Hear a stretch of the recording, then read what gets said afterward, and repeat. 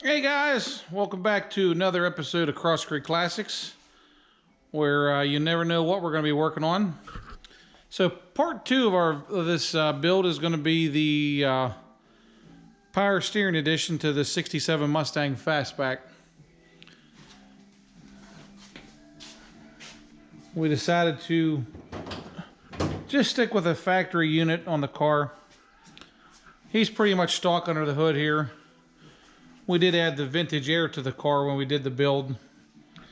Fortunately, by looking at the pulleys, we're already set up for the belt for the power steering. Most of it's going to be just bolt-on parts here. We got to remove a few things. Got to take the idler off, the pitman, I believe, and the old drag link has to come off. So we're going to get it up in the air, get our parts removed that need to come off. And over here is the big old box of power steering parts. I bought this through CJ Pony. And it's sourced through Roads Restorations in Ohio. It's a complete kit, everything, I think except for the belt. And fluid, obviously. So we're gonna get this unpacked, get stuff laid out, and start on this build. So hope you enjoy. All right guys, so we got everything unpacked. For those of you who know these systems, there's basically three major components to these. You have your steering control valve, you got your cylinder, and you got your pump. When you add the steering to these cars, the pitman arm has to be changed. The idler arm has to be changed, and this whole drag link is changed because of the attachment to the to the valve. This is the bracket that mounts under the frame. This is where the slave cylinder mounts to, and you have the bracket here for the pump. This bracket here is on the pump already. These are your hoses to go to and from the pump. This is the other hoses here. This is a return line, pressure line. And they also make two different sizes. They make a 5/16 and a 1/4 inch valve. This is the 5/16, a 1/4 inch one. I guess they had some issues with it, so this is a reproduction one, so they're only reproducing the 5/16. And this is the bracket here that goes bolts to the shock tire that hold your lines, just holds them from getting rubbed or keeps them away from the manifold. They also gave us pulleys with this kit too. But we're not going to use these. This is the power steering pump pulley itself. This is the crankshaft pulley. And this is a really shiny chrome water pump pulley. So we don't need those. We installed the billet ones on the car when we did it, the build initially. So I did order a matching Scott Drake billet pulley for the power steering pump. So we'll put that on. So we're going to get everything off tonight here, and I'm going to get a coat of paint on this bracket. We want to get that painted here before we put it on. So let's get going. All right, so we got our car back up in the lift.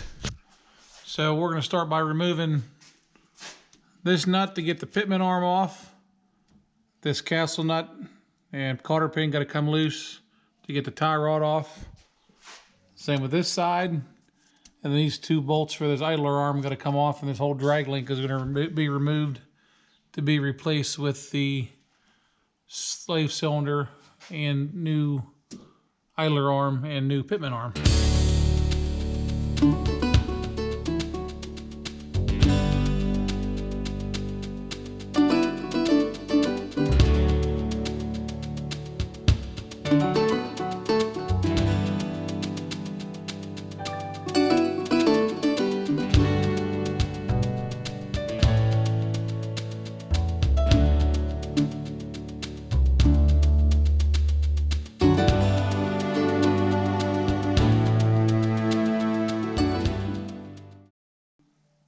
Now with the old parts removed, we're going to start installing the idler arm and the new drag link with the cylinder and stuff.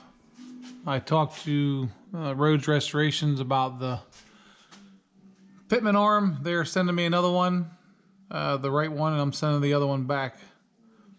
And also I talked to him too. I noticed with the kit, they included the big block power steering hose. I guess you'd call it an isolator or clamp. It mounts under here, where the small block one mounts up here. I thought that was a mistake, but he told me that that's what they send for all of them, because it doesn't run them next to the exhaust manifolds, which is a good idea. So we'll be putting them on here.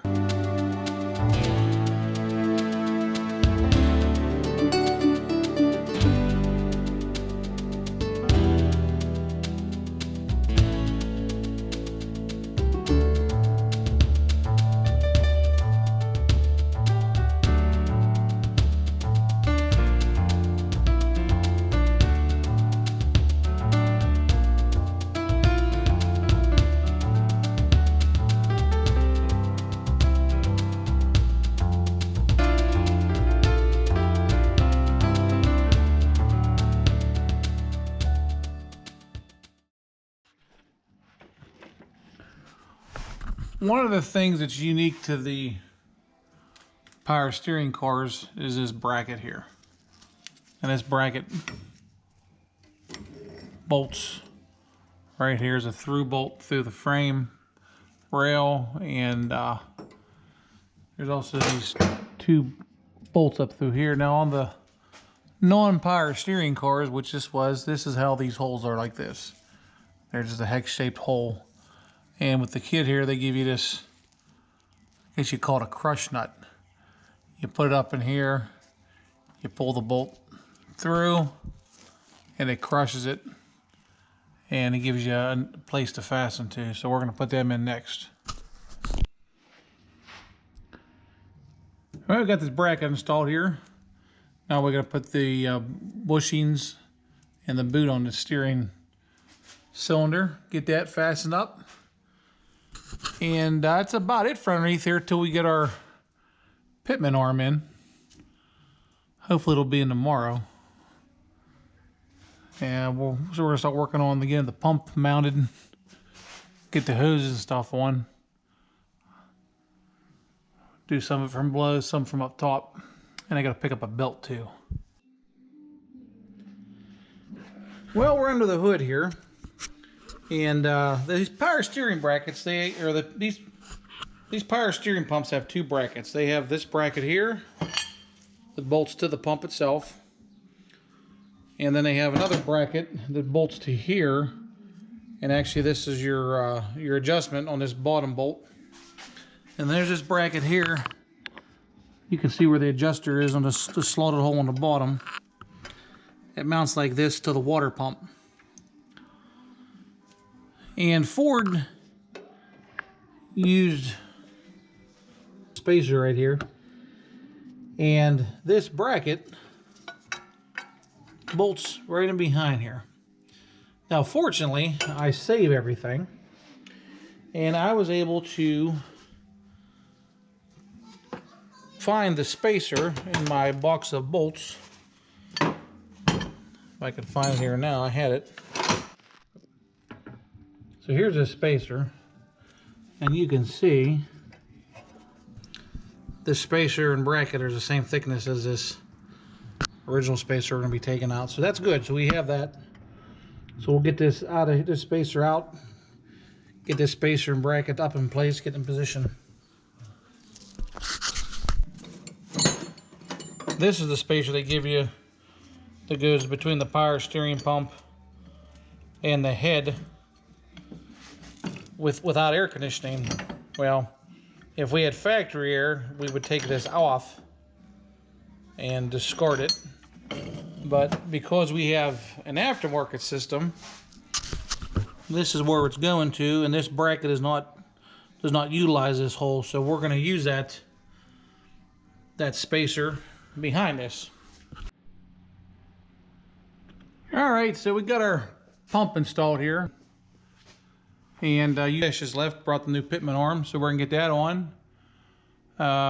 Get these lines buttoned up, get some fluid in, and see if it works. Well, guys, everything seems to be okay. No leaks, which is good. Took the car out for a ride, seems to run just fine. He's gonna need to get an alignment done on it though, because with all the control arm work we did to it, you can see just by the way the tires are, how dirty they are. They're kind of riding on the outside a little bit. So we'll get this cleaned up. Give Pete a call and let him know it's all ready to go. So thanks for watching. Hope you enjoyed this. Any questions or comments, just put below, and don't forget to like and subscribe. Thanks, and we'll see you again.